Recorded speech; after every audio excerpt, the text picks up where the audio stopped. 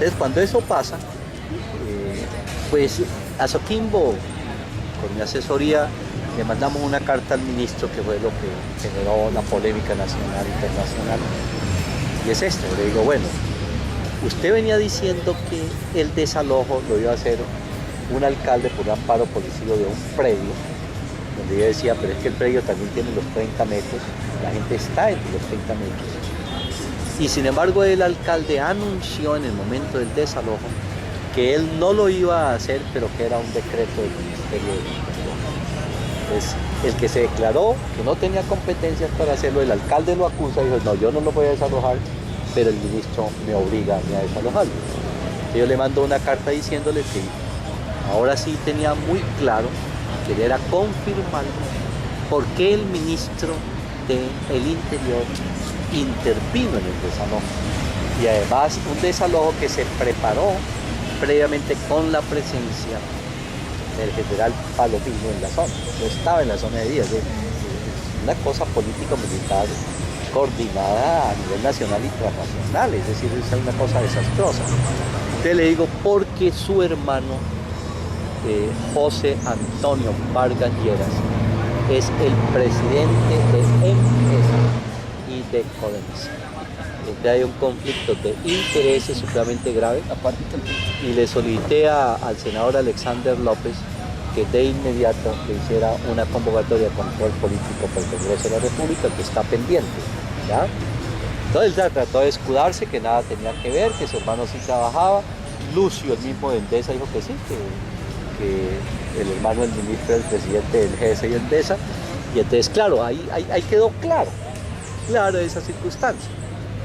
Bueno, pero yo quería comprobar más allá en mis estudios la cosa. Yo viajo a Italia, directamente a Roma, participo en un evento de 50 organizaciones internacionales afectadas por la inclusive energía atómica en Rusia, y logro intervenir en la Junta de Accionistas de la ENE.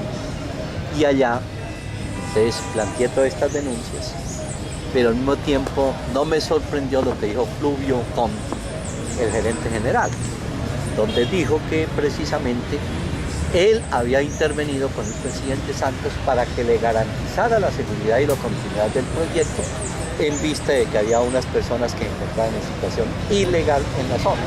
Es decir, ahí logré, pues tengo la filmación, que fue toda una articulación multinacional, transnacional y Estado para desalojar, imagínense, unos pobres campesinos ya sobre eso.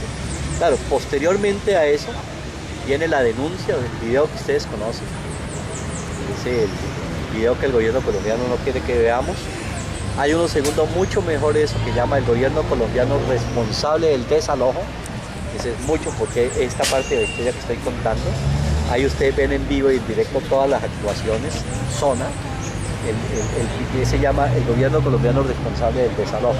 El gobierno de Santos responsable del desalojo, pueden encontrar ese video.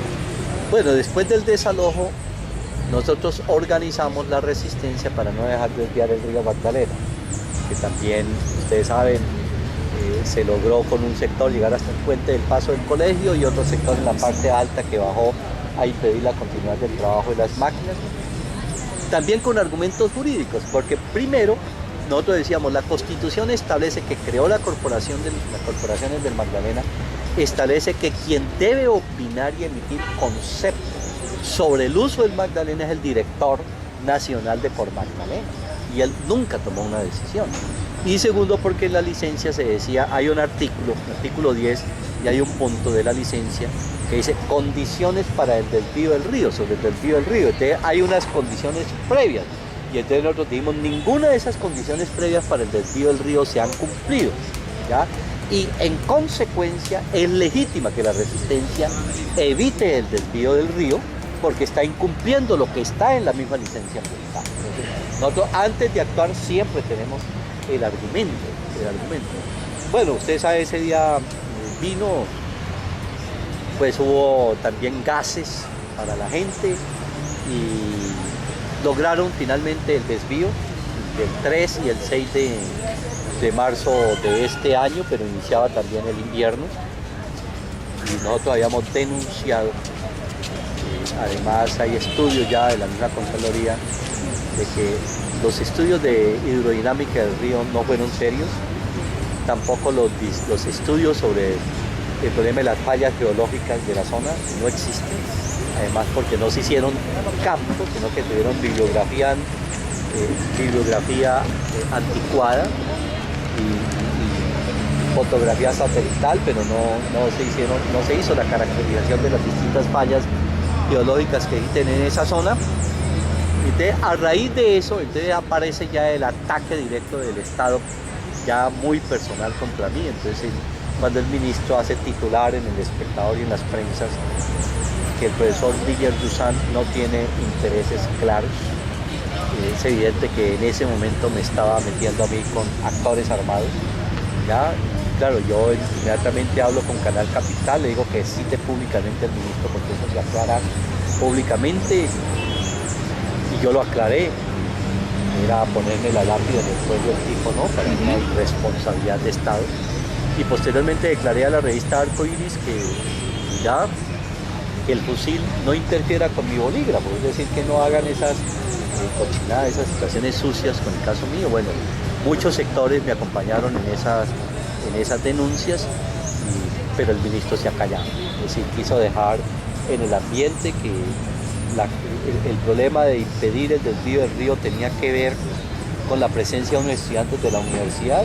Yo le dije al ministro en el Canal Capital que no sabía contar porque no eran 40 sino 80 los que fueron, y que tenían el legítimo derecho de proteger su territorio, que venían unas comunidades aborígenes que las detuvieron del Cauca, que son de las mismas comunidades aborígenes que hicieron un ritual el día que se posesionó el presidente Santos como presidente de la República, y que lo lamentable era que el mismo ministro violaba la ley, la licencia ambiental, permitieron que desviara un río sin establecimiento de las condiciones que él mismo debe proteger.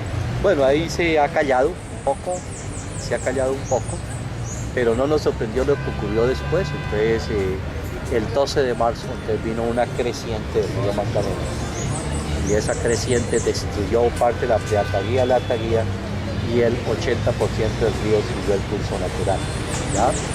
Después vino la segunda creciente, y entre ellos, para evitar eso, hicieron una obra que llama enrocado, y otra, cuando bajó la creciente, entonces quedaron atrapados los peces, y entonces murieron 917 peces de 23 especies, ¿ya? Genesa la mantenía en silencio. Nosotros tenemos unos pescadores allá que nos toman las fotografías, nos las mandaron, hicimos las denuncias, fue la Corporación Autónoma del Magdalena y certificó, pero es cierto. Ahí tenemos el texto del enfrentamiento de la corporación con Ingesa porque no le informó ni al ministerio ni a la CAN de lo que había sucedido, ¿ya? Bueno, cuando eso aparece, la extinción de peces, yo hago la denuncia a Noticias 1, llevo todas las pruebas al noticiero y ellos llaman a la jefe de la Autoridad Nacional Ambiental y le preguntan qué ha pasado con el río Magdalena, y ella responde, inclusive imagínense, estamos hablando más o menos de 12 días después del fracaso del desvío del río, porque ellas dicen que debe anunciarle a la opinión que el desvío del río Magdalena fue un modelo piloto, ¿ya? Exportable, además porque no había muerto ni un solo pez, ¿ya? Entonces, claro, yo pido ahora a la Procuraduría por lo menos investigue cómo así que la que controla 12 días después no se ha dado cuenta que el río siguió el curso natural y que han muerto 23 especies de peces. Eso lo hemos denunciado nacional e internacionalmente para que ustedes vean hasta dónde llegamos, ¿no? Es decir, que quien controla no controla nada, ¿no?